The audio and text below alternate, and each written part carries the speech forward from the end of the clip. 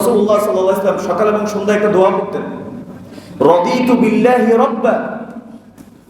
আমি সন্তুষ্ট হয়ে গেছি। রাদিতু মানে কি? আমি অলরেডি সন্তুষ্ট। বিল্লাহ, আল্লাহর প্রতি, রাব্বান, আল্লাহকে রব হিসেবে পেয়ে। তাহলে আল্লাহকে রব হিসেবে পেয়ে আমি কি সন্তুষ্ট। আমার জীবনে অনেক পরীক্ষা থাকতে পারে, আমার অনেক রোগ বালাই থাকতে পারে, আমার অনেক সমস্যা থাকতে পারে, কিন্তু আমি আমার রবকে পেয়ে সন্তুষ্ট।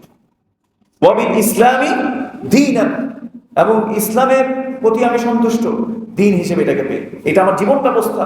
আল্লাহ আমাকে তার ইবাদত করার তৌফিক দিয়েছেন, আমাকে জান্নাত জাহান্নাম থেকে মানে সচেতন হওয়ার, জান্নাতে যাওয়ার যে ব্যবস্থা, তাতে আমাকে আল্লাহ সুবহানাহু ওয়া তাআলা সাহায্য করেছেন। জাহান্নাম থেকে বেঁচে থাকার যে আমলগুলো আছে আল্লাহ আমাকে জানিয়েছেন।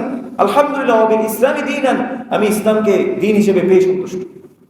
ওয়াবি মুহাম্মাদিন সাল্লাল্লাহু আলাইহি ওয়াসাল্লাম নবিয়্যা, এবং মুহাম্মদ সাল্লাল্লাহু আলাইহি ওয়াসাল্লামকে আমি নবী হিসেবে পেয়ে আমি সন্তুষ্ট।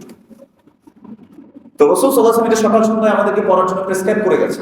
আপনি যখন সকাল সন্ধ্যায় এটা পড়বেন, এটা আপনাকে একটা রিমাইন্ডার দিবে যে আমি তো আমার আল্লাহর সাথে সন্তুষ্ট।